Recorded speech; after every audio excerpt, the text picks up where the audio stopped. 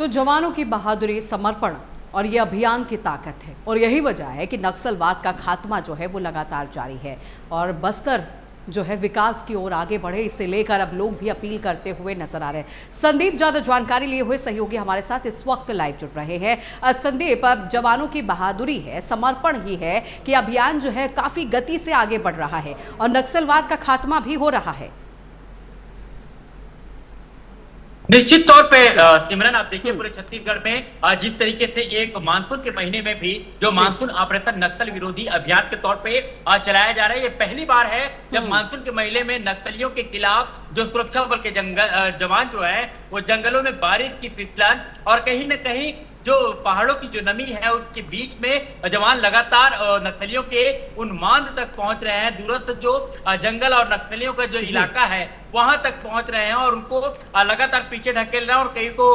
मुठभेड़ के दौरान में उनको ढेर भी किए हैं। बड़ी सफलताएं लगातार सुरक्षा बल के जवानों को मिल रही है। लेकिन एक तरफ अगर हम देखें कि हाल ही में बसव राजू जो कि नक्सली गैंग का जो जनरल सेक्रेटरी था उसको जवानों ने ढेर किया था। इसके बाद देश के गृह मंत्री अमित शाह छत्तीसगढ़ में दौरा हुआ और साफ तौर पे एक अल्टीमेटम दिया कि मानसून के महीने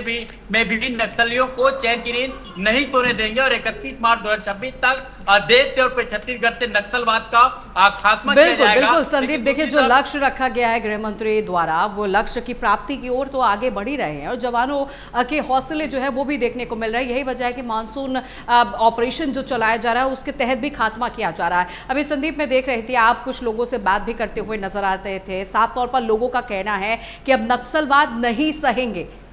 इसके लिए लोग भी अब आगे निकलकर सामने आ रहे हैं बहादुरी के साथ।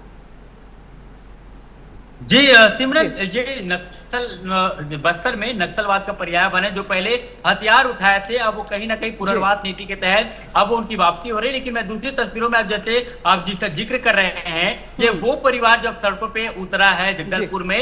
जो नक्सलियों ने इनके परिवारों को मौत की घाट उतारा, उनको नुकसान पहुंचाया, उनको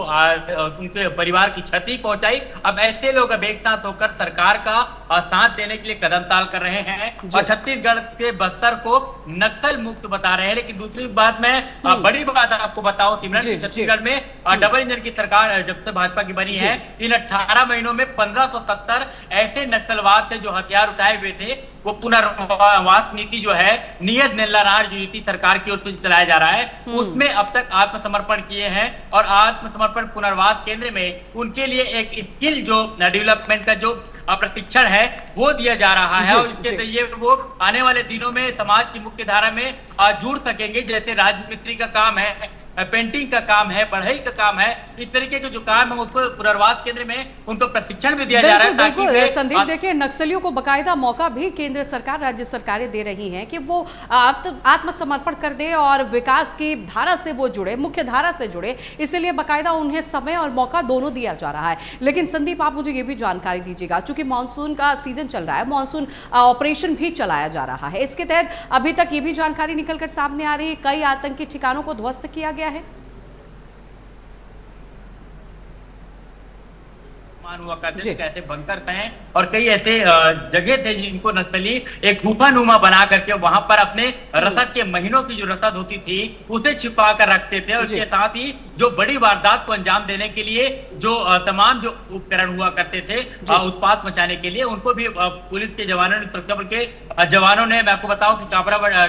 जहाँ पे बटालियन है, सीआरपीएफ बटालियन है और उसके साथ भी डीआरजी पुलिस है, लगातार ये जंगलों में जा करके अंदरूनी क्षेत्रों में जाकर के नक्सलियों को लगातार पीछे ढकेले। सबसे बड़ी बात सिमरन मैं बता रहा हूँ, जो नक्सलियों का जो एक कमांडर था हिड़मा, उसका और उसके साथ में जो वर्तमान में जो कमांडर है देवा, उनका जो लोकेशन है सुरक्षा बल के जवानों को और पुलिस के अधिकारियों को साफ तौर पे मिल चुका है। जैसा कि आप आईजी सुंदरराज